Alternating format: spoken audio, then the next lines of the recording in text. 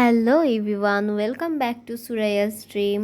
আপনারা ইতিমধ্যে আমাদের ফার্স্ট পার্ট দেখে ফেলেছেন খালার বাসার। তো আজকে আমরা নিয়ে আসছি সেকেন্ড পার্ট।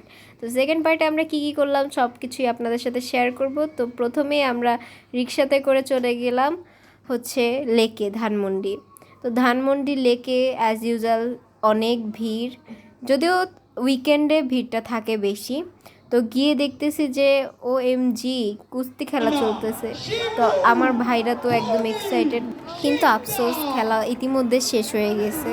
তো আমরা জাস্ট দাঁড়ায় দেখলাম যে উইনার কে হইলো। তো উইনার ঘোষণা করার পরে আমরা চলে আসলাম রয়্যাল ফিটনেস স্টুডিও ধানমন্ডি জিগাতলাতে। আপনারা যারা বক্সিং শিখবেন, যারা ওয়ার্কআউট করবেন, যারা ফিট থাকতে চান, তারা চলে যাবেন ধানমন্ডি জিগাতলার রয়্যাল ফিটনেস স্টুডিও।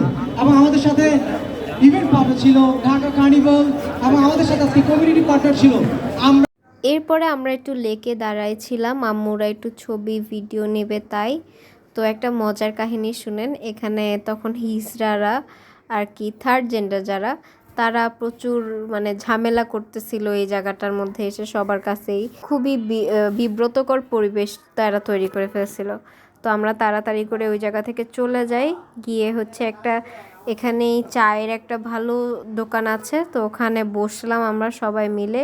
আমাকে আবার আম্মু দেখাচ্ছিল পিছে জায়গাটা অনেক সুন্দর, এই গাছটায় হচ্ছে গিয়ে ছবি তুললে খুব ভালো হবে। আমার খালামুনি আবার আম্মুর ছবি তুলে দিচ্ছিল। এভাবে করতে করতেই হচ্ছে গিয়ে আমাদের চা চলে আসে। তো চায়ের দাম ছিল পুরো গলা কাটা দাম। তো এরপরে আমরা হচ্ছে একটু বোটে উঠতে চাইলাম, বাট এখন রাত হয়ে গেছে দেখে আমাদের আর বোটে উঠতে দেয় নাই। আমরা হাঁটতে হাঁটতে হচ্ছে গিয়ে লেকটা ঘুরে দেখছিলাম। এর মধ্যেই দেখি যে একটা জায়গায় ভাইয়ারা বসে বসে গান গাচ্ছে। এটা সচরাচর লেকে প্রায় দেখা যায়। আম্মু আর ওখানে বেশি টাইম আমাদের দাঁড়াতে দেয় নাই। তো এরপরে আমরা একটু ঘুরে ঘুরে দেখছিলাম লেকটাকেই।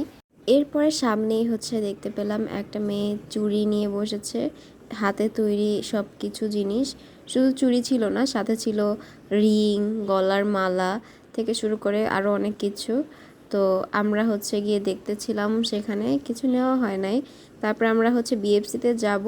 তো নিচে দেখলাম BFCর নিচে মিনিসো। তো আমরা মিনিসো দেখে কি না ঢুকে পারি? মিনিসোতে পরে ঢুকে, এই মিনিসোতে ঢুকা মানে কিছু কিনা পছন্দ তো হবেই, মাস্ট বি।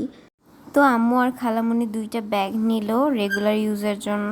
তারপরে আমরা উপরে BFCতে চলে আসলাম। এসে আমরা হচ্ছে বাকেট অর্ডার করেছিলাম। এরপরে আমরা খাওয়া দাওয়া করে হচ্ছে বাসায় চলে আসলাম। আজকের মতো এতটুকুই ছিল আমাদের ঘোরাফেরা, খাওয়া দাওয়া। সবাই আমাদের পাশে থাকবেন, আমাদের সাপোর্ট করবেন।